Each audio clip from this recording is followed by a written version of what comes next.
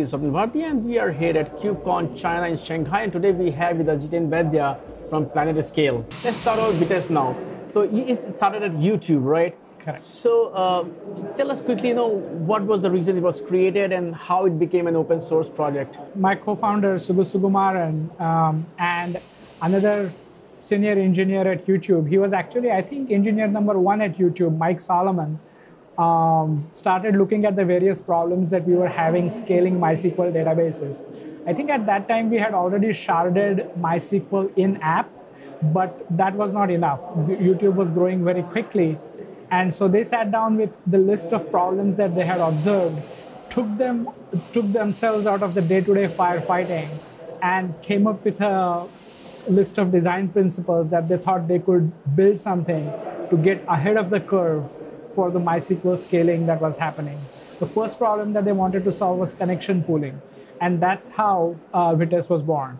Now, they had seen these problems in earlier companies before, and they knew that they were going to see these problems at other companies. So they thought that it made sense for this to be open source. And so right from the beginning, Vitess pretty much has been open source. When companies open source project, do they open source out of altruism to help other, or it's also the reason is that the product is critical to them, but at the same time there are other users who may benefit, but they will also contribute. So instead of you putting all the energy, you create a technical debt. Correct. You build a. So which was the reason here? Correct. So I think here the reason was more about the recognition that the problems that they wanted to solve were not YouTube specific problems, but scaling specific problems. And if they built something that solved them, any company that was facing these problems could use it. In the beginning, there was no expectation that a community would grow around it, but it did grow. And I mean, both Mike and Sugu followed this discipline that all the changes that they made were to the open source, and then they imported it into YouTube, and then they deployed it at YouTube. And I think that discipline really paid off when Flipkart discovered us in 2015, and they were the first ones who started using it outside of YouTube. And it has become more and more popular since then. So you're telling me that project was kind of established outside of YouTube, and then YouTube was like just... That's not true. I mean, it was started at YouTube, but instead of... The way you develop it...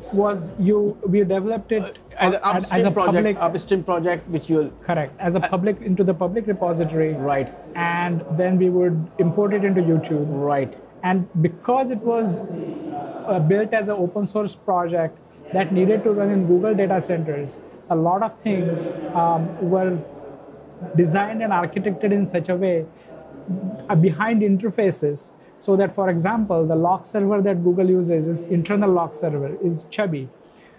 Because we put it behind interfaces, we could support Zookeeper, etcd, and Console outside of Google YouTube data centers. Perfect. And you said that soon the community started growing. Correct. So how did you kind of build the community around it? First of all, you said it was open source on GitHub already.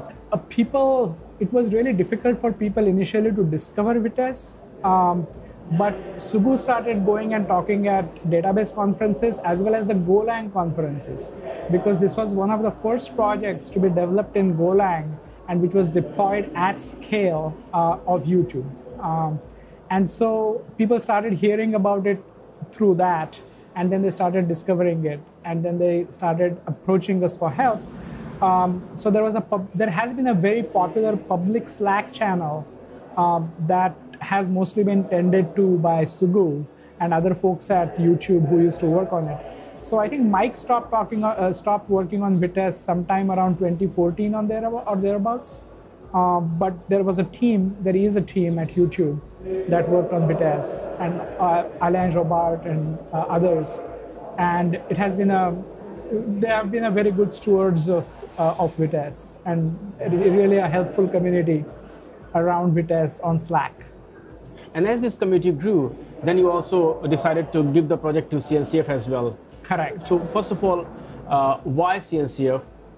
Why you made a decision to give it to a foundation instead of developing, as an independent project? Correct. So we were talking to Joe Beda and Craig McCluskey, who used to be engineers at Google and who left to start a company around Kubernetes, and Kubernetes was donated by Google to CNCF, and they advised us that it might make sense for YouTube to give the stewardship of Vitess to CNCF. And so Sugu initiated that process inside YouTube, and that's how it sort of came about. It made sense to us that this was a mechanism that was sort of Google was familiar with, comfortable with, and because a lot of companies outside of Google YouTube were using it for mission critical uses, it sort of made sense for the health of the project for it to be owned by an independent foundation rather than one specific company. Now you have graduated to CNCF. Correct. And, which also means that now you have some really big users as well. Correct. Tell us about some of the big users of Vitess. Correct. So I think one of the biggest users that we have in the United States is Slack. So Slack themselves, I think about 20% of their production traffic today runs on Vitess. Square also uses Vitess.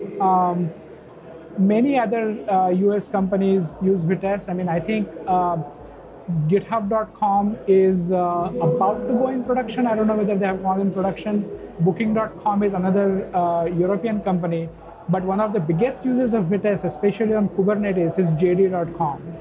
And I think they have a very large number of databases and database clusters that they manage using Vitess. And they have also been contributing a lot of patches and a lot of enhancements to upstream Vitess. So we are very hopeful about adoption of Vitess in China. Do you work with them, or an organization like JD, which has deep engineering support, deep engineering expertise, does not need us for day-to-day operational support, but we are hoping that we can have a relationship with them where we jointly work towards supporting Vitess. And also, we want to be, and we are currently pretty much the experts in the Vitess code base. So we might be able to give them some help about deep engineering needs of theirs from PlanetScale. Why they chose Vitess? I think there are three main reasons why people like to use Vitess. Mm-hmm. First is humongous scale and horizontal scalability. Mm-hmm. So basically, relational databases do not scale, I mean, by default horizontally, mm-hmm, the way NoSQL databases like Mongo do.